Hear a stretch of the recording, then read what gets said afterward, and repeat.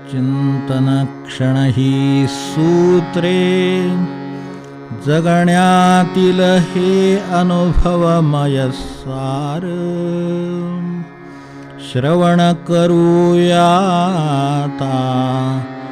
सूत्रांचा हा सुबोध विस्तार.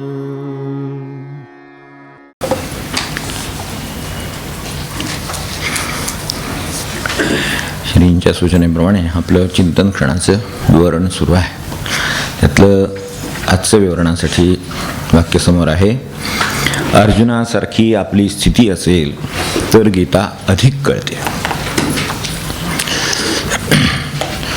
प्रायमाफेसी म्हणजे बरोबर पाहता सरळ आहे की गीता जवळजवळ प्रत्येकाला कळते. कारण अधिक कळते असं म्हणलं याचा अर्थ कळते गृहीत ठरलेले. आता त्याच्याही खाली असेल तर मग थोडंसं आपण कळून घेतलं पाहिजे.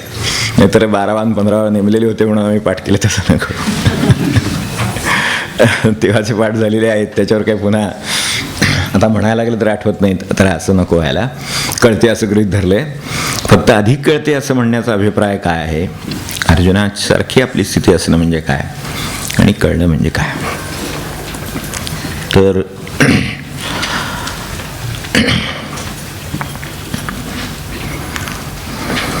अर्जुनासारखी आपली स्थिती असेल तर हा खरा गाभा आहे. गीता तर जागीच आहे. प्रश्न अर्जुनाचाच विचार करायचा जास्त आहे. गीता आपल्या जागी आहे. कळली तर आपल्यालाच कळणार. त्यामुळे ते आपल्याशीच संबंधित आहे. त्यामुळे गीतेचं स्थान अबाधित आहे. तुम्हाला कळो न कळो, तुम्ही घ्या न घ्या, माना न माना, सूर्योगवला तिथे आहे तुम्हाला तो आपल्या दृष्टीनं पण तो तसाच राहतो. तेव्हा त्याच्या प्रकाशात कशात उणीव झालेली नाही. त्यामुळे ते अबाधित आहे. तसं मान्य न मान्यावर अवलंबून नाही. ते जर तसंच्या तसं राहणार असेल तर प्रश्न बाकीच्या उरलेल्या शब्दांचाच विचार करण्याचा आहे. हे सगळं सार काढलेलं असतं म्हणून विस्तार करावा लागतो. चालेल खेळायला गेलात तरी आता 10-15 मिनटं तर नक्की मिळणार. फार काय वेळ घेणार नाही. चाल मजा.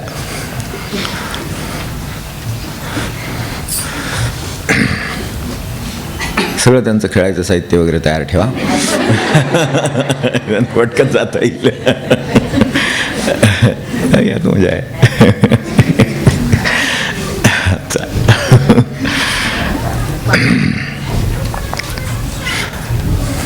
जो जे वांछिल तो ते लाव प्राणी.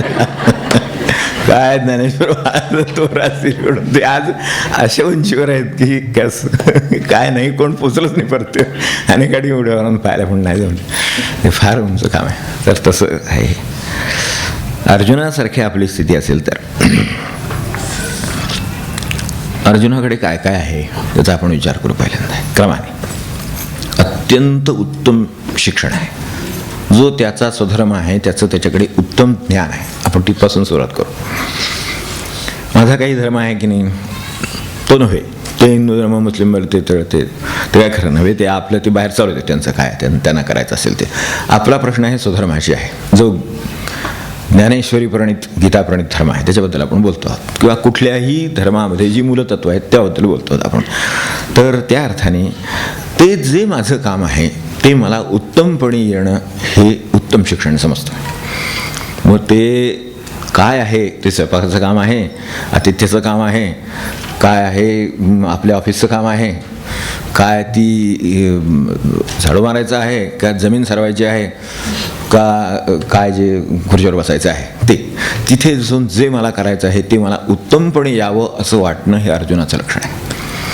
ते मला उत्तमपणे काय येत नाही ते मला उत्तमपणे यावं. फार जुनी गोष्ट आहे. कधीतरी आठवण झाली आत्ता एकदम ह्याच्यातून म्हणून मला आठवण झाली. ते खूप पदव्या मिळवत जायची सवय झाली आणि त्याची आवड लागून मी मागे एकदा बोललो होतो आपल्याला. मागे तत्त्वज्ञानातले माझे सर एकदा त्यांना मी पत्र लिहिलं की पुढची मला एक अजून एक पदवी मिळवायची इच्छा आहे. त्यांनी ती मिळवली होती.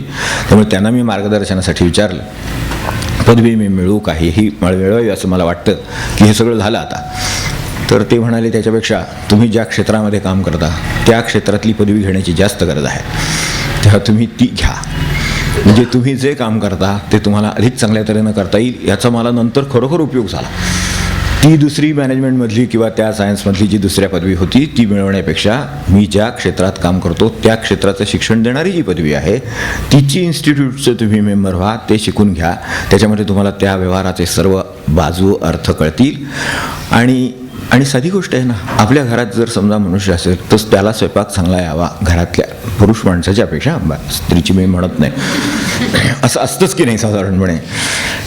तर तसंच त्यांचंही तसंच इकडे असतं की त्यांची जी जबाबदार गृहस्थ म्हणून जी कर्तव्य असतील, जे त्यांचे निर्णय असतील किंवा त्यांच्याकडे जे कुटुंब प्रमुखाचं काय काम असेल ते त्यांना त्याचं ज्ञान व्यवस्थित असावं अशी सर्वांची बाकीच्यांची अपेक्षा असणार नाही का?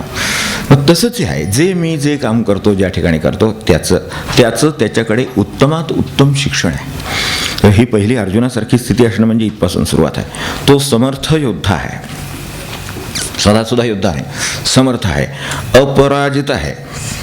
अपराजित योद्धा म्हणतात त्याला, अपराजित योद्धा आहे. आपल्याला ते माहिती आहे, जेणे हारो जिंकिला तेव्हा तकवाचाचा ठाव फेडीला, असं आहे. म्हणजे साक्षात शंकराशी युद्ध करायची वेळ आली तरी त्याची तयारी आहे. तेव्हा हे असं जिथे आहे तिथे सामर्थ्याची कल्पना करण्यासाठी हे दिलेलं आहे की ते सामर्थ्य काय असेल. तर ते जे सामर्थ्य आहे ते अशा तोडीचं सामर्थ्य आहे असं लक्षात घ्यायला हरकत नाही. नंतर अतुलनीय धैर्य आहे, त्याच्यात थोरला भाऊ आहे. धर्माज्ञा पालन म्हणजे कुठलं, मी त्याचा समास असा फोडतो. धर्माज्ञा पालन म्हणजे धर्म तर ठीकच आहे, एक सर्वसाधारण धर्म, त्या काळात काय प्रचलित असेल त्याचे जे काय पद्धती असतील किंवा आचार असतील, रूढी असतील, काय असेल ते ते त्यांनी त्याला माहिती आहे. पण त्याच्याबरोबर त्यांचा धर्मराज हा थोरला भाऊ आहे, तर त्याचे धर्माज्ञा पालन तो करतो. तो बाकीचा विचार करत नाही. धर्माने काय सांगितलं, धर्मराजाला विचारा, म्हणजे आपल्या भाषेत, साध्या भाषेत दादांना विचारा, दादा काय म्हणतात ते करूया, असं.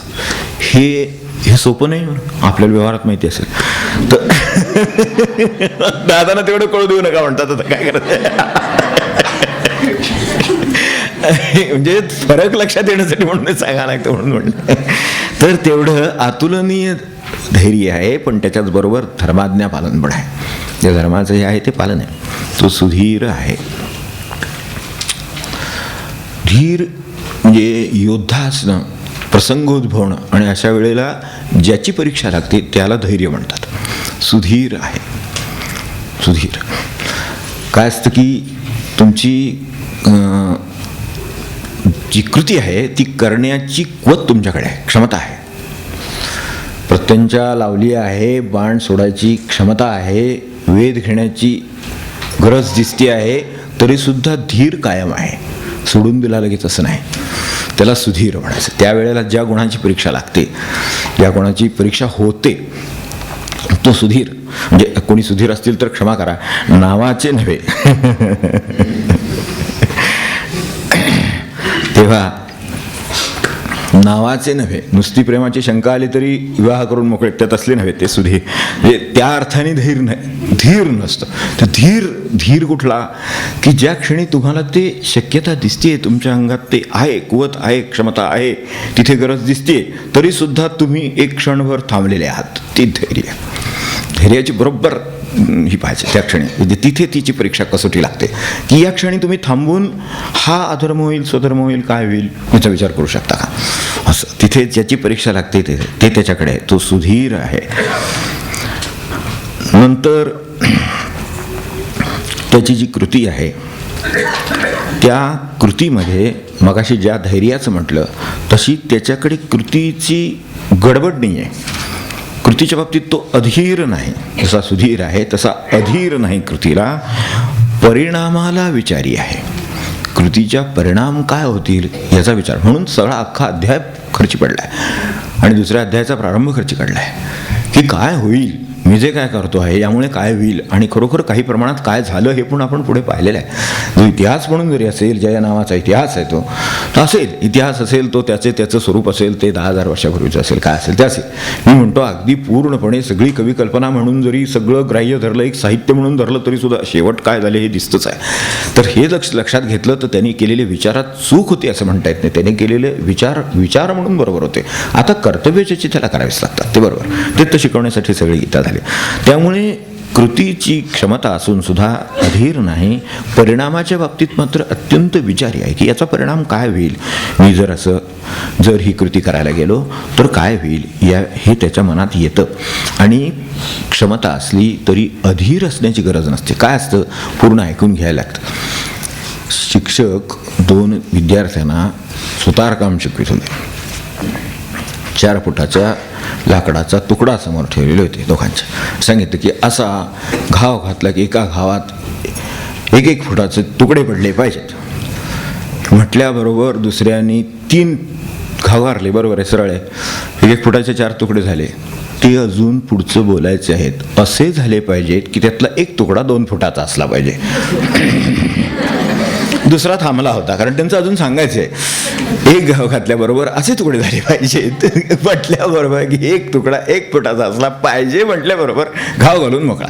घाव घालू नका, जरा थांबा थोडासा. की त्यांना काय पुढे अभिप्रेत आहे की 1 तुकडा 2 फुटाचा तो त्यातच उरला पाहिजे ना. आता ते काय करायचं त्याचं, आता ते झाले त्याचे तुकडे करून. असं जीवनात खूप वेळा होतं. तर त्यासाठी गुरु काय सांगतो, भगवंत काय सांगतो, ज्ञानेश्वर काय सांगतात, काय दासबोधात काय म्हटले, हे सगळं पूर्ण जसंच्या तसं सगळं समजून, म्हणून ते त्या ठिकाणचे जे विचारी पण लागतं ते त्याच्याकडे आहे. आणि म्हणून हे त्याला पुढच्या सगळ्या गोष्टी ज्या शक्य झाल्या आहेत त्यामुळे शक्य झाल्या आहेत. तर असं आपण लक्षात ठेवूया.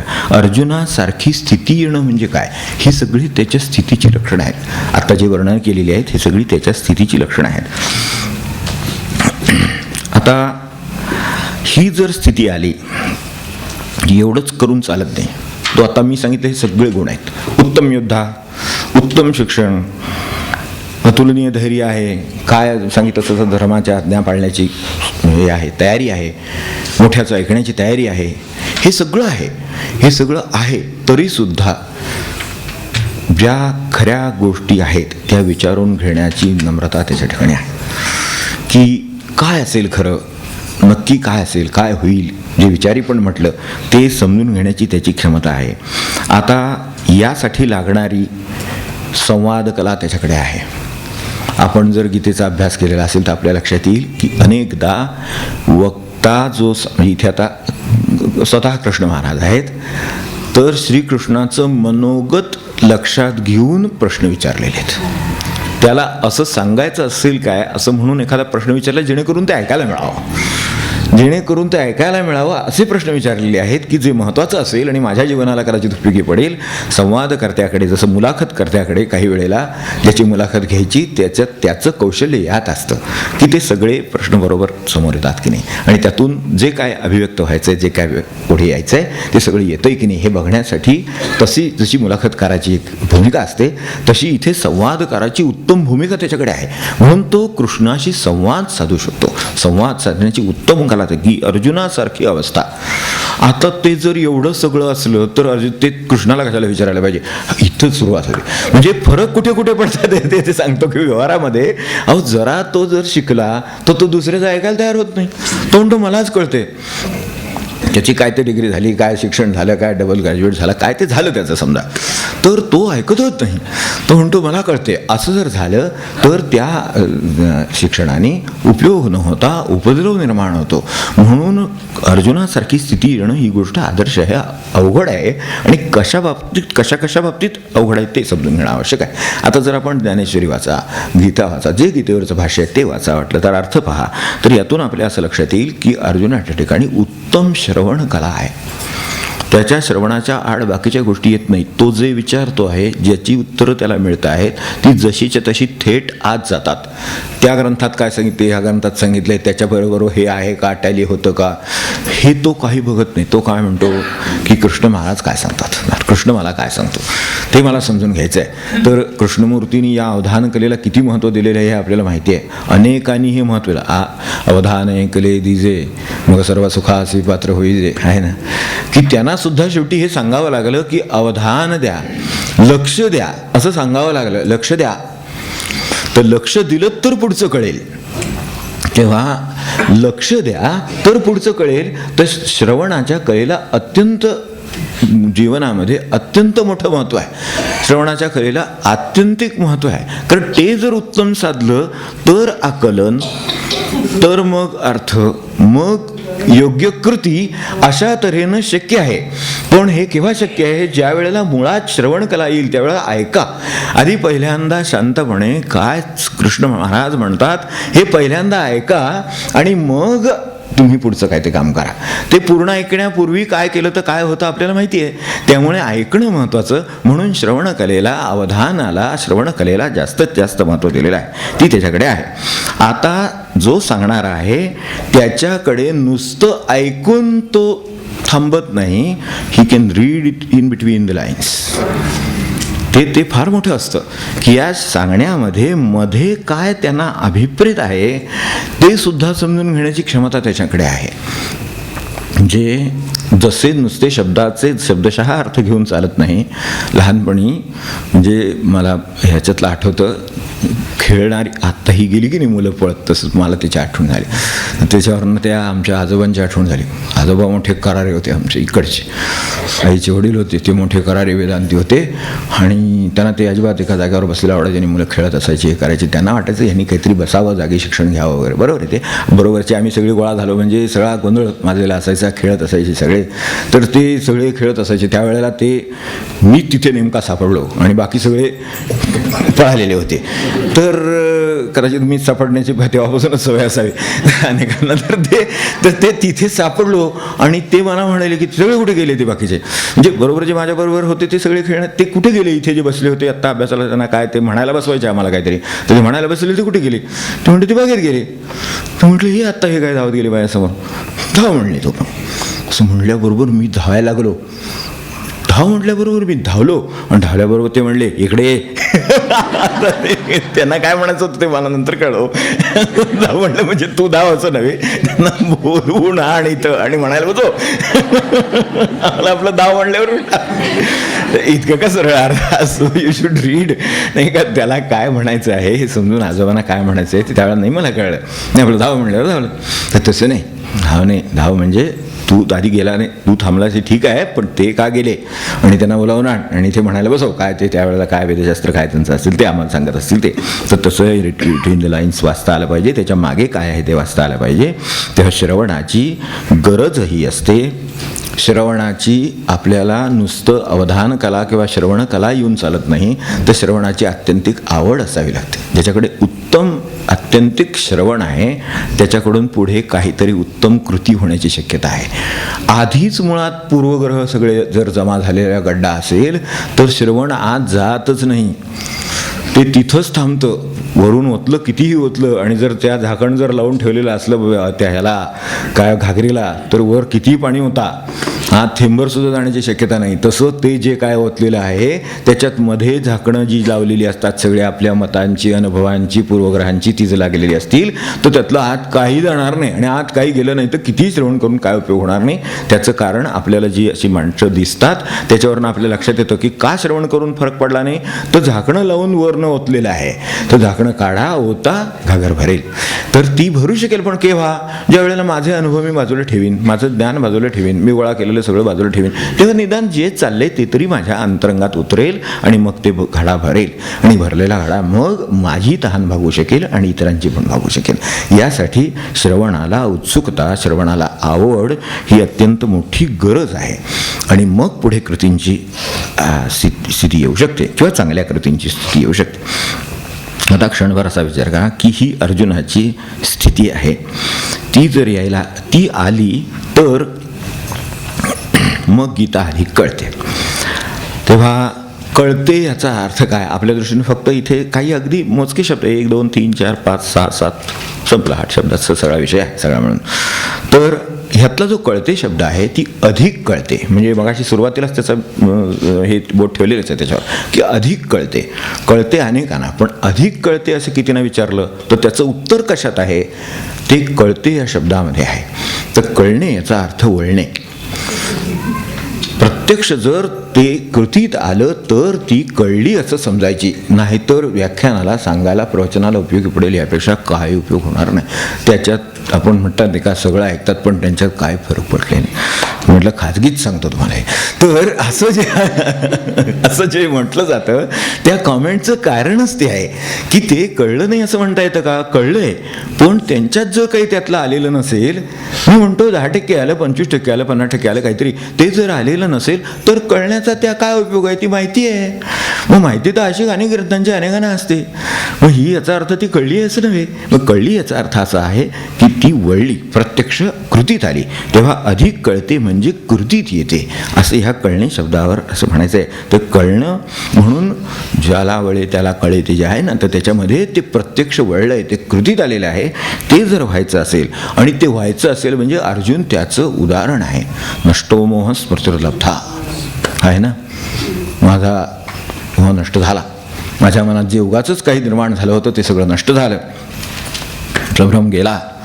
5 प्राण आपण त्याला म्हणतो, पंचप्राण. तर ते पंचप्राण शेवटी आहेत, त्या साधनेचे पंचप्राण आहेत ते आपल्या दृष्टीनं. नष्टो मोहा, माझा संभ्रम नष्ट झाला. स्मृतिर्लब्धा, मी खरा कोण, माझं कर्तव्य काय, भगवंत याचं आत्मस्वरूपाची जाणीव झाली. आपल्या भाषेमध्ये नामाचं स्मरण झालं साध्या भाषेत. तेव्हा ज्या भगवंताच्या कृपेने मी आहे, ज्या भगवंताच्याकडेच मला जायचं आहे आणि ज्या भगवंताकडे जाण्यासाठीच हे जीवन आहे याचं मला भान आलं. म्हणजे थोडक्यात म्हणजे माझ्या मूळ स्वरूपाचं मला भान आलं, स्मरण झालं. स्मृतिर्लब्धा, ती आठवण मला झाली. इतकी वर्ष मी ते विसरलो होतो. मी ह्या जीवनात रंगून गुंगून बसलो तरी नाही भानावरी जगी रमणार. ते त्यासाठी मगाशी पद आलं होतं आपलं. तर ते जगी रमणार नाही, जगी मी राहीन पण रमणार नाही. You can be in the world, not be of the world, असं कृष्णमूर्ती म्हणायचे. कृष्णमूर्ती म्हणत की नेहमी तुम्ही जगात राहा पण जगाचे असू नका. जगात राहायला आणि जगाचं नसायला ही विद्या जमली पाहिजे. ती आहे त्यातली, ती स्मृतिर्लब्धा. ज्याला आठवण आहे कुठे जायचं आहे, ते ज्याला आठवण आहे तो डब्यात बसून राहत नाही, स्टेशन आलं की उतरतो लगेच. तर असे अनेक प्रसंग येतात, स्टेशनवर उतरून जावं लागतं पुढे. तर तसं करत राहावं, नाही तर तिथेच बसून राहावं असं वाटेल. गाडी चांगली आहे म्हणून, नाही तर चांगली माणसं भेटली म्हणून थांबा ना अजिबात. तसंच्या तसं पुढे आपलं काय स्टेशन आहे तिकडे जाण्याकडे त्याचं भान आहे. म्हणजे स्मृतिर्लब्धा हे आहे. आणि हे सुद्धा सगळं मी केलं म्हणून झालं अजिबात नाही. तत्प्रसादात तुझ्या कृपेनं झालं.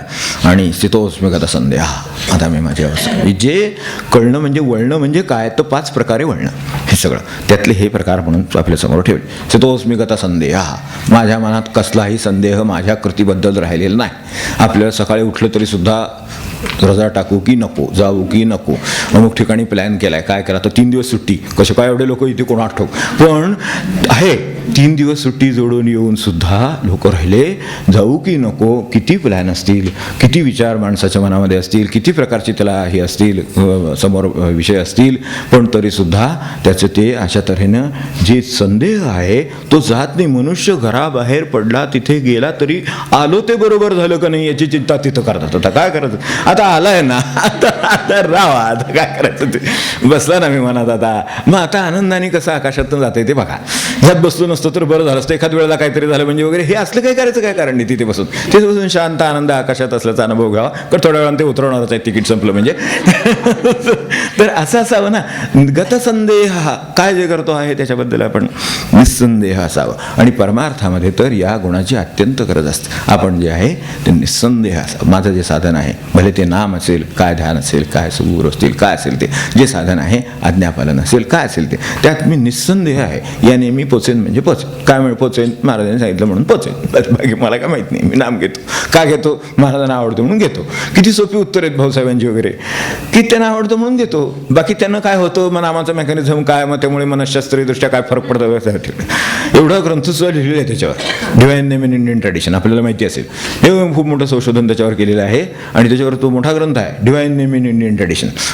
ते तर चांगलंच आहे, संशोधन म्हणून तर ते चांगलं आहे, आपल्या परिचयातलेच आमच्या आदरणीय ग्रस्त आहेत. पण मूळ काय आहे, महाराजांना आवडतं म्हणून घेतो, एवढ्यावर नाम घ्यायला बास होतं त्यांना. म्हणजे निस्संदेहता ती, आता तो ग्रंथ वाचून जर निस्संदेहता आली तर अवश्य ग्रंथ वाचावा, माझं काय म्हणणं नाही. तर ती निस्संदेहता येणं महत्त्वाचं. तर गीता ऐकून त्याला निस्संदेहता नाही का आली, त्यासाठी गीता लागली, ठीक आहे, 18 अध्याय लागले, पण पुन्हा आता 19 वगैरे लागला नाही, निस्संदेह, बस संपलं. म्हणजे हे असं कुठेतरी ते संपायलाच पाहिजे की नाही, की आता म्हणाल ते ऐकेन, सांगाल ते करीन, असं जे व्हायला पाहिजे ते त्याचं झालं. हे अधिक कळतेचं लक्षण. हे म्हणून आपण लक्षात ठेवावं. आणि करिष्ये वचनं तव. आता मला दुसरं काही राहिलं नाही. आज्ञापालना व्यतिरिक्त माझ्या आयुष्यात काही परमार्थ राहिला नाही. मला सांगितलेलं करणं, या पलीकडे मला काय कळत नाही. ते चूक बरोबर काय होईल ते महाराज बघतील, काय करायचं त्याचं ते, काय आपले गुरु असेल ते बघतील, स्वामी बघतील, काय असेल ते बघतील. ही जी धारणा तयार होते ती ह्या निस्संदेहतेनंतर आणि मग करिष्ये वचनं तव असे होईल. तर ती झाली की किती आपली मनशक्ती वाचते याचा अनुभव प्रत्यक्ष घेऊन पाहावा. खरोखर कसं करू का नको असं करायला सांगितलं म्हणून करावं, संपलं. बाकीचे सगळे पर्याय ऑप्शन समकत तमकत सगळं शून्य, काय नाही. हे करायचं आहे, हे करायचं आहे म्हणलं म्हणजे सगळी शक्ती त्या कामाला लागते, त्याच्यात यश मिळतं जे काय काम कराल त्याच्यात. आणि जी बाजूचे सगळे इकडे तिकडे आडवाटा, एखादा इकडे बघ तिकडे बघ, काही नाही. जे आहे ते सरळ मार्ग चालतो. उरलेली सगळी शक्ती उचलून त्या परमार्थाला घालता येते. मग नाम होत नाही वगैरे, वेळ मिळत नाही वगैरे, काय प्रश्नच नाही. हो, काय सांगितलेलं काम इतकं मोजकं असतं की ते काम केलं की उरलेला सगळा वेळ नामाला, भगवंताला, काय सेवेला, काय जे आपण करणार असाल त्याला मोकळाच. तर अशा पद्धतीनं होण्याची शक्यता आहे. तेव्हा कळणं म्हणजे, अधिक कळणं म्हणजे काय, तर या गीता अधिक कळते. तर ही अधिक कळते ह्याचं हे एक उदाहरण. म्हणजे आपल्याला शेवटी माहिती आहे की नाही, म्हणजे आपल्या वेळ आहे शेवटी मर्यादा, पण त्यांनी शेवटी सगळं झाल्यानंतर काय युद्धामध्ये शेवटी झालं, तर शेवटी सगळं झाल्यानंतर म्हणजे हे सगळं झाल्यावर त्याचं स्वधर्म त्यांनी पार पाडला. म्हणजे प्रत्यक्ष काम केलं, जे त्याला सांगितलं ते काम त्यांनी केलं. त्याचं स्वतःचं जे कर्तव्य होतं ते पूर्ण झालं. परिणाम काय झाले ते कृष्ण पाहिजे, ते माझं काम नाही. ते परिणाम कृष्ण पाहिजे. काय ते विजय मिळाला ती गोष्ट ठीकच आहे, त्यात काय प्रश्न नाही, तोही त्याचाच भाग आहे. त्यांनी ते सांगितले म्हटल्यावर विजय मिळणारच. तो काय 18 दिवसांनी मिळेल नाही तर काय 36 दिवसांनी मिळेल, ते कृष्ण परमात्म्याचं काम, ते ठरवेल काय करायचं ते. आणि काय करायचं ते काय होणार आहे ते त्यांनी आधीच दाखवून ठेवले 11व्या अध्यायात, हो की नाही. त्यामुळे त्याची काही चिंता करायचं आपल्याला कारण नाही.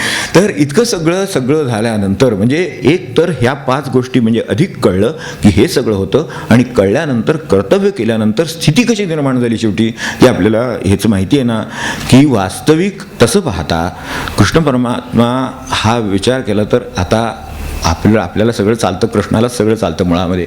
त्यामुळे ह्या भाषेत बोलायचं. खरं सांगायचं ते त्यांचे सारथी की नाही, म्हणजे सारथी म्हणजे आता कळत नाही, ड्रायव्हर म्हणणं म्हणजे अलीकडे काय झालं माणसं याच्यात जातात इंग्लिश मिडियमला असं, त्यामुळे एखाद्या वेळ लक्षात येईल. तर त्यामुळं काय आहे की सारथी म्हणजे ड्रायव्हर की नाही. मग नेहमीची पद्धत कशी असते की ड्रायव्हरने उतरायचं, मग मालकाचं दार उघडायचं, मालकाने बाहेर यायचं. असं काय कृष्ण काय म्हणतात की तू आधी बाहेर पड. जे असं कोणी जर समजा सारथ्याने जर मालकाला सांगितलं, समजा मागे वळून वगैरे, तर काय होईल. तोच मी गत संदेह करिष्ये वचनं तव, हे सगळं बोलायला ठीक आहे, पण प्रत्यक्षात तुम्ही नेमलेला सारथी, तुम्ही मागितलं ना सारथी म्हणून त्याला, मग त्यांनी जर समजा तुम्हाला असं सांगितलं की तुम्ही बाहेर पडा आता, असं जर समजा एखाद्या अशा कल्पना करा, सारथी म्हणजे आजच्या काळातलं ड्रायव्हर, तर ह्या ड्रायव्हरनी समजा असं जर सांगितलं तर कोणाला चालेल का. पण हे तोच मी गत संदेह करिष्ये वचनं तव, काय म्हणणे बाहेर पडा समजा बाहेर पडले आधी.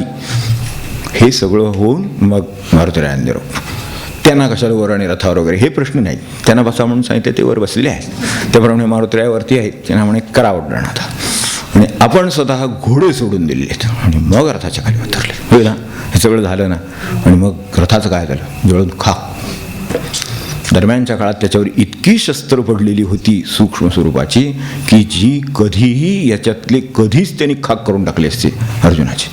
हे मुद्दम गोष्ट सांगितलेली आहे त्याच्यात शेवटी की हे सगळे होते बाजूला, म्हणजे बाजूला समोर सारथी आहे आणि वरती मारुती आहे, म्हणून त्याच्यातले कितीही कुणी कसलंही शस्त्र टाकलं तरी त्याचा कुठलाही त्रास किंवा कुठलाही उपद्रव किंवा वेळी प्राणघातक शस्त्रसुद्धा अर्जुनाचं काही बिघडवू शकले नाहीत. याचं कारण हे सगळं आज्ञापालन आहे. ते वर बसलेले आहेत आणि समोर कृष्ण परमात्मा बसलेला आहे आणि त्याचं हे ऐकतायत. कृष्ण परमात्मा सगळ्यांच्या समोर बसायला तयार आहे, ऐकायला कोण तयार आहे होय की नाही, हा प्रश्न आहे. म्हणून अर्जुनासारखी आपली स्थिती असली तर गीता अधिक कळते. तर ती कळते, ती अशी उपयोगाला येते, नुसती कळते नव्हे, उपयोगाला पण येते. आणि ती अशा पद्धतीने येते की शेवटी ते त्यांना उड्डाण करायचं, कारण ती पण शक्ती आहे प्रचंड, ती सगळं झेलू शकते वरच्यावर. आणि हे तर आहेत ते सगळं फेटाळू शकतात जे काही येईल ते, म्हणून ते. आणि ह्या सगळ्यामध्ये फुकट प्राण्यांचा बळी जाऊ नये म्हणून त्यांना सोडून दिलेले आहेत. त्यांना आधी बाजूला करा, नाही तर कोण सारथी ते चाका काढा म्हणून सांगेल? आपल्याला वाटतंय असं काही की चाका तेवढी हे करा म्हणून, हे लावा आणि तिकं तसं नाही होणार. ते त्यांनी केलेलं आहे, पण कारण त्यांच्यावर प्रेम आहे. कृष्णाचं घोड्यांच्यावरचं प्रेम हा खरोखरच त्याचं चरित्र वाचून शिकण्यासारखा विषय आहे की त्यांचं पशुपक्ष्यावर प्राण्यावर किती प्रेम आहे याची कल्पना आपल्याला येणार नाही. त्यांना ते मानवी प्रेम दिलेले, मानवी प्रेम त्यांचा खरा राखरीतच कृष्ण आपल्याला माहिती आहे की माणसं ज्या वेळेला स्वतःच्या जखमा आणि ह्याची काळजी घेत असत आणि ज्या वेळेला पोटापाण्याची चिंता करीत असत त्यावेळेला ते परमात्मा प्रथम त्यांची चिंता करीत असत. आणि म्हणूनच त्यांनी हाक मारली तर ओ दिलीच पाहिजे, ते म्हणतील त्या गतीनं गेलंच पाहिजे. हे सगळं आपोआप होईल, प्रेमाने होत असे. प्रेमाने जग जिंकता येईल. महाराज म्हणजे एकच सत्ता जगामध्ये आहे त्यांनी सगळं जिंकता येईल, ती म्हणजे प्रेम. बाकी कशाने तुम्हाला जग जिंकता येणार नाही. आणि हे सिकंदर सगळे असे किती होऊन गेले, कोणाला काय जिंकता आलेलं नाही. इथं टाचा घासून लोक येऊन गेले महाराष्ट्रात, माहिती आहे ना आपल्याला. मग असं सगळं असताना हे कशानं जिंकता येणार नाही, पण प्रेमाने सगळं जग जिंकलं जाईल. ती सत्ता आहे ती तिथे, आणि म्हणून त्याच्यात ते वश आहेत. म्हणून त्यांची काळजी पण घेतली, त्यांना सोडून द्या. कारण ही जर खाक जर होणार आहे त्यात त्यांचं काय राहील मला सांगा. अर्जुनासारखा जाणार तिथे त्यांचं काय होईल. ते घोडे बाजूला, ते बाजूला, त्यांना निघा, तुम्ही बाहेर व्हा, आणि मग सर्वात शेवटी आपण सगळं सोडून बाजूला. मग रथाचे खाक म्हणजे एक अधिक कळते त्याचा उपयोग काय असतो. तर अर्जुनासारखी आपली स्थिती असली तर गीता अधिक कळते. आता प्रश्न एवढाच राहिला की अर्जुनासारखी जर स्थिती आली, जे ह्यातच आपण आत्ता म्हटलं, अर्जुनासारखी आपली स्थिती असेल तर अर्जुनासारखी स्थिती आली तर मग गीता ऐकवणारा कुणीतरी भेटेलच. रथ तर खाक होणारच आहे, पण त्याच्या आधी समाधान अचळ राखून, समाधान सुखरूप राखून मग रथ खाक होईल. त्याला उद्धार म्हणतो आपण. देहाचा रथ खाक होईलच, हो की नाही. आपण का असं समजता की तू सगळा अमरपट्टा घेऊन आलाय म्हणून. अजिबात नाही, कोण कोणाचं नाही, काय नाही, त्याला काय काळ वेळ पण नाही, असं आहे.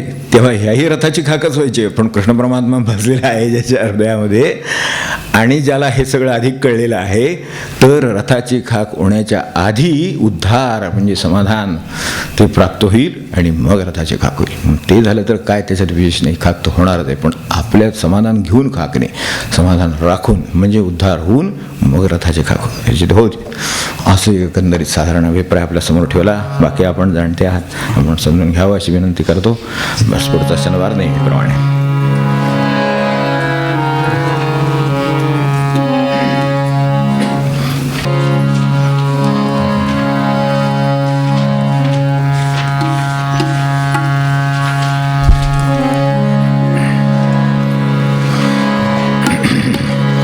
नरतनु गेल्यावर ते मनुजा, हे म्हणण्याचा अधिकार आहे ना. आपण चरित्र त्यांचं पाहिले एका शिबिरामध्ये, आपल्याला लक्षात आहे. इथे निरंजन स्वामींचा फोटो लावलेला आहे. त्यांना हे म्हणण्याचा अधिकार आहे, कारण त्यांनी त्याच्यासाठी जीवाची बाजी लावलेली आहे दत्तप्रभूंच्या दर्शनासाठी. आपण त्याचं चरित्र अवश्य वाचा. आता झेरॉक्स कॉपी उपलब्ध आहे. मूळ काही रिप्रिंट झालं नाही, शक्यता कमी वाटते, पण निदान तेवढं तरी आपल्यासमोर असावं. निरंजन रघुनाथांचं हे आहे म्हणून. नरतनु गेल्यावर ते मनुजा, करसिल मग काही मनुजा, करसिल मग काही मनुजा, हरीचे गुण गाई मनुजा, हरीचे गुण गाई.